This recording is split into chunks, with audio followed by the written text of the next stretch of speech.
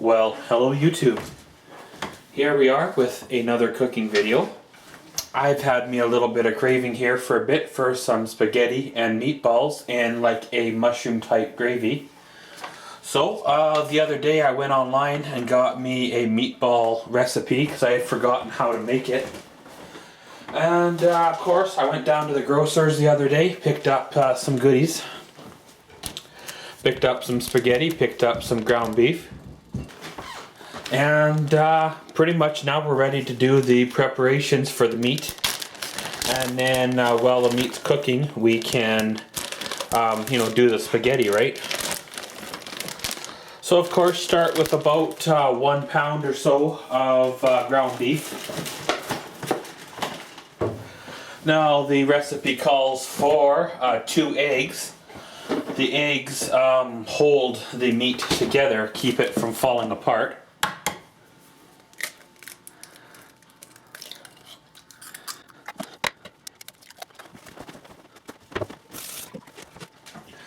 And of course you can add whatever seasoning you want at this point. If it's garlic pepper, hamburger seasoning, garlic salt, kind of the sky's the limit. Season it to your taste, your choice, and kind of take it from there. Everybody kind of take it from there. Everybody has their own recipe, if you will. This recipe calls for breadcrumbs. However, I do not have breadcrumbs, but I do have crackers. So what we'll do is we'll add a couple of crackers into the mix here. Basically just your standard soda crackers. Put them in there, break them on up. If you were feeding a lot of people and you were on a very limited budget, you didn't have money for a lot of hamburger, you had to make it stretch. You could add, bread or crackers to it. It would make it stretch a little bit further. And at this point, you could add onion if you want. I'm not a big fan of onion. Plus, well, I do not have any onion on hand, so I will not add any of that. And you can add just a shot of water. For that, of course, I'll just use the bottled water you got behind us here. Just give it a little bit of a shot, and then away she goes. Now, this is the part of the process here where a lot of people get kind of grossed out. This is where we mix up the ground beef. I suppose you probably could use some kind of fancy mixer, but the best mixer you're going to have on hand are, well, your 2 hands. So, basically, you just mix her on up, mixing up the egg, the breadcrumb, the meat, and all the seasonings. The same goes for, I guess, if you're making hamburger patties. Right now, this essentially is the same way to make hamburger patties right now as you're making this meatballs. Except, of course, with the meatballs, you do the, ball shape, where a patty, you'd make it in a patty shape, right? So we'll give this all a workup, get it all mixed together, and then we'll start making her into our balls.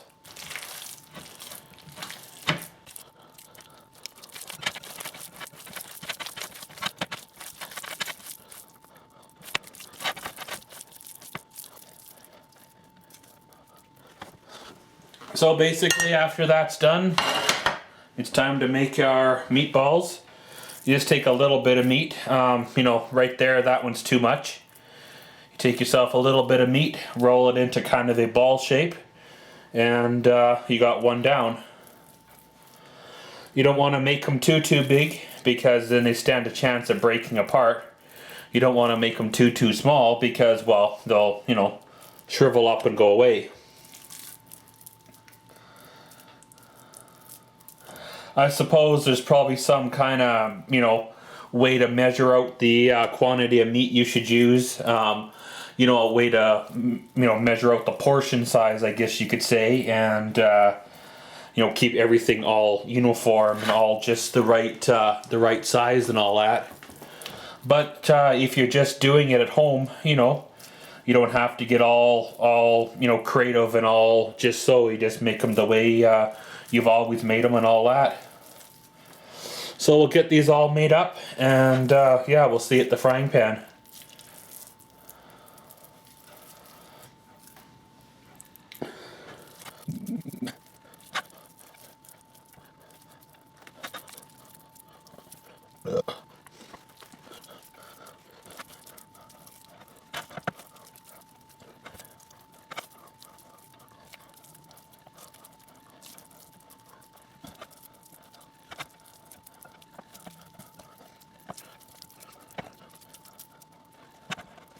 Okay guys, so here we go. We're ready for the frying stage of the meatballs. Of course, take your favorite frying pan, take it on over to the stove, put it on the stove, away you go. Turn the heat on under. And basically you just put your meatballs you just made into the pan. I suppose you could probably skip the whole plate step and take them straight from your bowl that you just took them out of and put them straight into the pan. From the bowl to the pan, skipping the plate altogether, but you know, I did it this way, and I don't know. I guess it's just another way of doing it. So of course, you'll probably fill the best part of this frying pan up with your meatballs. That's no real big deal if you have 2 or 3 too many. Don't really squish them in there, because you do need the room to, well, move them around, let them, you know, roll around and fry. If you do have too many and they don't fit in the frying pan, don't worry, because it's almost a guarantee that the hamburger will shrink, and then you can add more to it. So of course we'll let this babies cook there for a bit, you know, turning them or stirring them occasionally, and now we'll start doing our spaghetti. So guys, as you see there, the meatballs are starting to heat up a little bit. We probably could gently give them a flip now, just keeping them of course from getting burnt on the one side. While we're flipping the meatballs, we got the water over here for the spaghetti. It's starting to warm up as well. So basically, just keep her going, keep her rolling, and get these meatballs fully cooked, get the spaghetti all hot, and then it's time to drop the noodles in.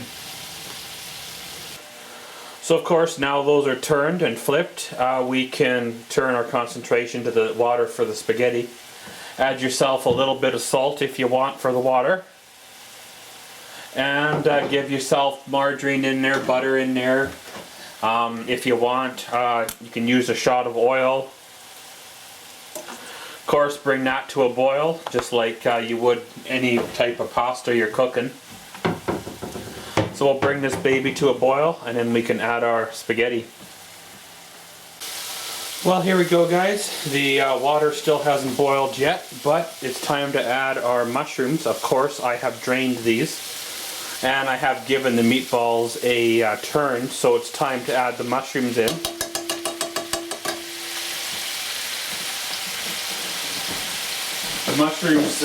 The mushrooms tend to take a little bit longer to cook. So you can either start them in a separate frying pan or just add them in with what you're already cooking. They will, you know, cook through if you do. At this point, I think what I'm going to do is throw a lid on this so it starts to hold in the juices from the meatballs cooking, as well as it'll help it to cook just a little better as well. And I think I'm going to crank up the heat underneath the water too. Okay guys, so there you go. As you see here, the water is starting to boil now. Time to add our, well, spaghetti to the pot. I had to switch up burners. I was running it on the small burner, but it was taking too long to heat up, and I got impatient and threw it on the big one. So you add your spaghetti. Some people break it in half, some people throw it in whole, and then you get the really, really long noodles, but it all depends what your taste is and how you like your noodle. I personally like to break my noodle in half. It just makes it for easy, more manageable pieces. So now we have our spaghetti into the pot here. We can bring her back to a full boil and then start our timer cooking here. Well, we want about 8 to 10 minutes or so, or until the noodles are fully cooked. And then we can take them off and give them a drain. In the meantime, we'll turn our attention to the meatballs. Again, giving them another once over.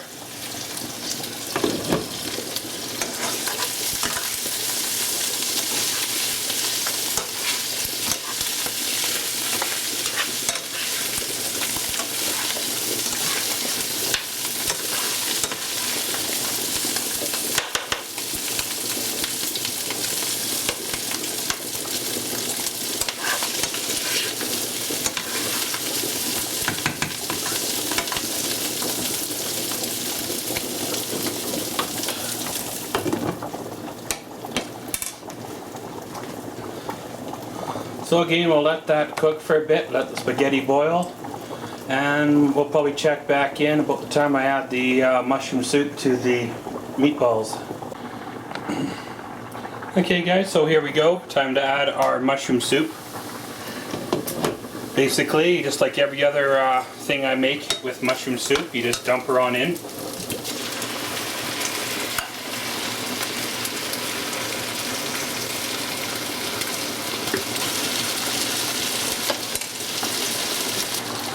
Then what I like doing is adding about half a can of water.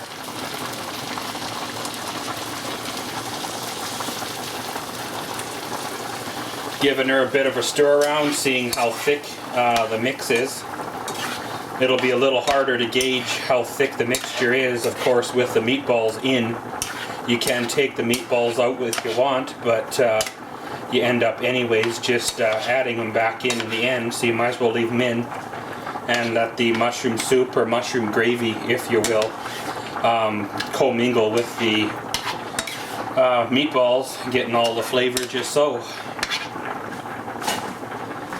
So we'll give it a good old mix now, make sure everything's the way she wants to be. We can add some more water if you want, but you can't really take water away, so that's why I only add half a can.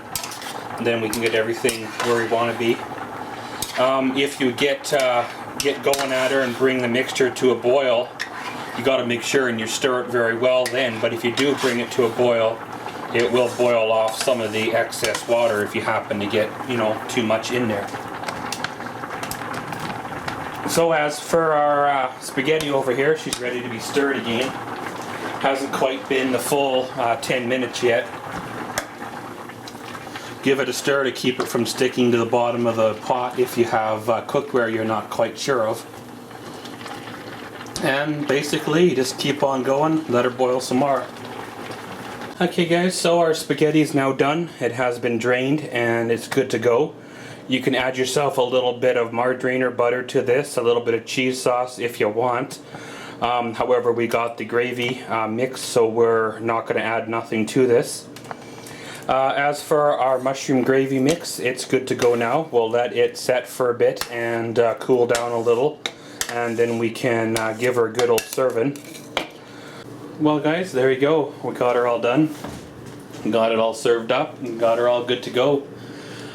Wasn't really that hard to make. A little bit of boiling water, a little bit of you know, hamburger, a little bit of mixing, a little bit of cooking, and this is kind of what you end up with. So it's kind of a little easy thing to make, nothing really too hard. Just you know, Google your favorite online recipe and have a look around to see what they have. Different people have different ways of making it. Different recipes are out there. There's different seasonings, different toppings, if you will. But this is the one that I chose to make this time, and yeah, it worked for me. So I guess this has been a bit of a cooking video on how I made my spaghetti and meatballs with mushroom gravy. So as always, thanks for watching Maxwell's World. Comment, subscribe, and enjoy.